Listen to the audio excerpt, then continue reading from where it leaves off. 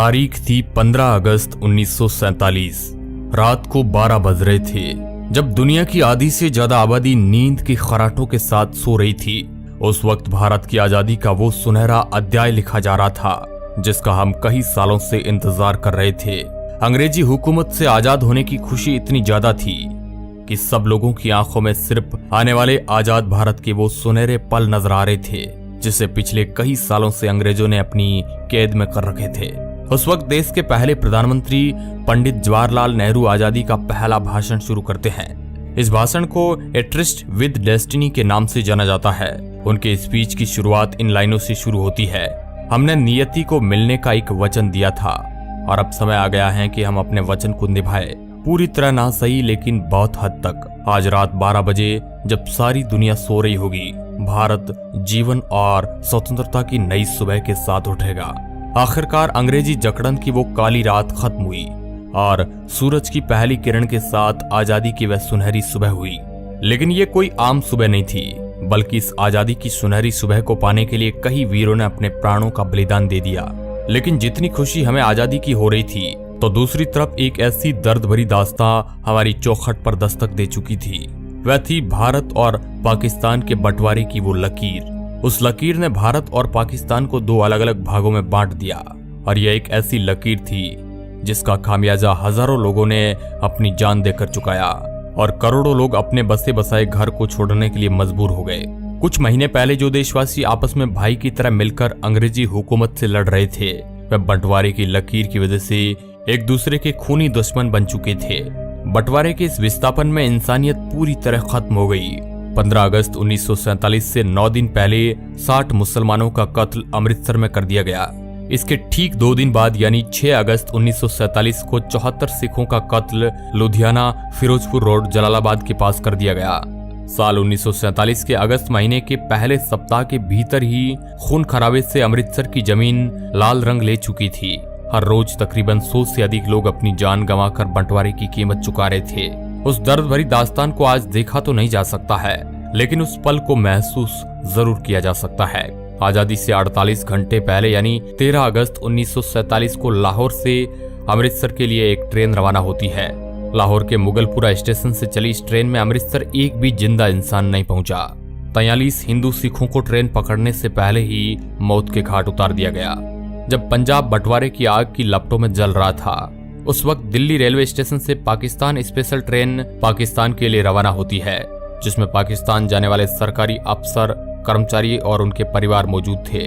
Pakistan special को दिल्ली से शानदार विदा किया गया, मगर जैसे ही ये ट्रेन पटियाला पहुंचती है तो पहली बार किसी ट्रेन पर हमले शुरू हो गए और जिसमें एक महिला और एक बच्चे की मौत हो जाती है। और जब इस बात की खबर लाहौर और कराची पहुंची तो बदला लिया गया अमृतसर आने वाली पहली ट्रेन से। जब पाकिस्तान से वह ट्रेन अमृतसर रेलवे स्टेशन पर पहुंची तो उसमें एक भी जिंदा इंसान नहीं था। हर तरफ खून से लाल हुई ये ट्रेन अपने साथ हुए हादसे को बयां कर रही थी। जहां भी नजर जाए वहां लाशों का ढेर लगा हुआ था। किसी के हाथ कटा हुआ था तो किसी के सिर। इन बेकसूर लोगों के खून से रंगी ट्रेन ये बताने के लिए काफी थी कि बंटवारा कितना दर्दनाक था। 15 अगस्त की शाम पाकिस्तान से जो ट्रेन आई अमृतसर के रेलवे स्टेशन पर, उस ट्रेन के अंदर सिर्फ और सिर्फ लाशें ही लाशें मौजूद थी और ट्रेन के आखिरी डिब्बे पर जो लिखा था उसे सब लोग देखकर हैरान रह गए। उस ट्रेन के आखिरी डिब्बे पर एक पर्चा छिपा था जिस पर लिखा था, पटेल और नेहरू के लिए आजादी का ये तोहफा है। इसके बाद दोनों तरफ से आने वाली ट्रेनों में लोगों को मारा जाने लगा, जिसमें कई बेकसूर लोग बलि चढ़ गए। हजारों लोगों को रातों रात अपना घर बार छोड़कर भारत की ओर पलायन करना पड़ा, जबकि भारत से भी कई हजारों लोगों को यहाँ से अपना घर बार छोड़कर पाकिस्तान की तरफ जाना पड़ा। कई बहन बेटियों की इज्जत लूट ली गई। सरहदों को आपस में जोड़ने वाली रेलगाड़ियां हजारों लोगों के लिए जिंदा ताबूत बन गई। ये बंटवारा इंसानी इतिहास का बहुत ही काला अध्याय माना जाता है, जिसके बारे में आज भी सुनते हैं तो शरीर में एक अलग प्रकार की सिहरन पैदा हो जाती है। भारत और पाकिस्तान का बंटवारा करने में मोहम्मद अली जिन्ना का सबसे बड़ा रोल था। अगर मोहम्मद अली जिन्ना राजनीति में नहीं होते तो शायद कोई समझौता हो जाता और आज का पाकिस्तान नहीं होता। मोहम्मद अली जिन्ना भारत के पहले प्रधानमंत्री बनना चाहते थे।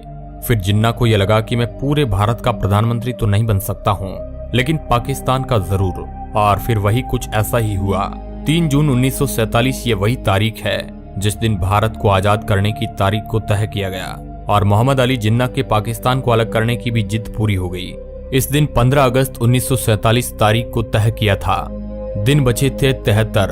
इन 73 दिनों में जमीन का बंटवारा, लोगों का बंटवारा, भारत में जमा रुपयों का बंटवारा, इसके साथ ही रिजर्व बैंक के खजाने में पड़ी सोने की ईंटें, सब कुछ बांट देना था, जो कि इतना भी आसान नहीं था। बंटवारे का यह काम 2 अनुभवी अधिकारियों के हवाले किया गया। इनका नाम था HM पटेल और दूसरे थे चौधरी मोहम्मद अली। ये दोनों लोग बंटवारे में महत्वपूर्ण भूमिका अदा कर रहे थे।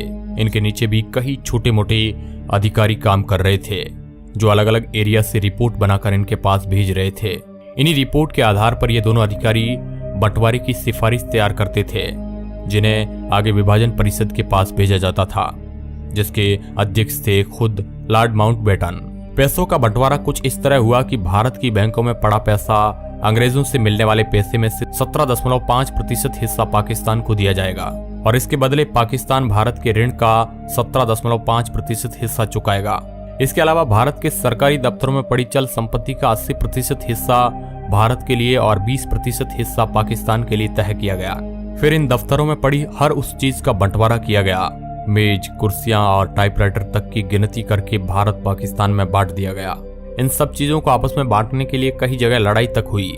इसके अलावा भारत की लाइब्रेरी में पड़ी पुस्तकों को लेकर भी इन दो मुल्कों के बीच पेच फंस गया। इंसाइक्लोपीडिया ब्रिटानिका को इस तरह भारत और पाकिस्तान में बांटा गया कि पहला खंड भारत को दिया गया, फिर दूसरा खंड पाकिस्तान को। इस तरह आपस में बांटा गया। यहाँ तक कि लाइब्रेरी में पड़े शब्दकोश भी आधा आधा फाड़कर भारत पाकिस्तान में बांट दिया गया। एक एक करके सभी चीजों को भारत और पाकिस्तान में बांट दिया गया, लेकिन भारत के गुप्तचर विभाग को पाकिस्तान के साथ साझा नहीं किया गया।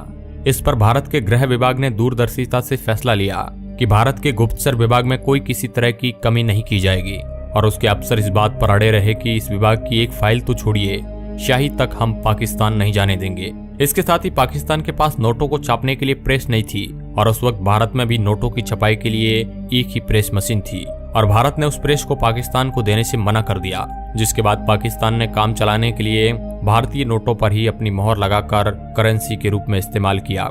इसके अलावा एक बंटवारा और अहम था, वह था भारतीय सेना का, जिसमें हिंदू, मुस्लिम, सिख सब थे। भारतीय सेना के 2/3 सैनिक भारत के हिस्से में आने थे और 1/3 सैनिक पाकिस्तान के हिस्से में। बाकी चीजों की तरह इन वीर योद्धाओं का भी बंटवारा तय था। दोस्तों, ये बंटवारा बेहद दर्द भरी कहानी लेकर आया था। ये कहानी हम आज भी सुनते हैं तो हमारी आंखों में आंसू आ जाते हैं, जिसमें लाखों करोड़ों लोग अपना घर बार छोड़ने को मजबूर हो गए थे। अब दोस्तों, इसके बारे में आप क्या सोचते हैं? क्या यह बंटवारा सही था या गलत? अपनी प्रतिक्रिया हमें कमेंट के माध्यम से जरूर बताएं और इस तरह के इंटरेस्टिंग वीडियो देखने के लिए आप हमारे चैनल को सब्सक्राइब कर सकते हैं। धन्यवाद।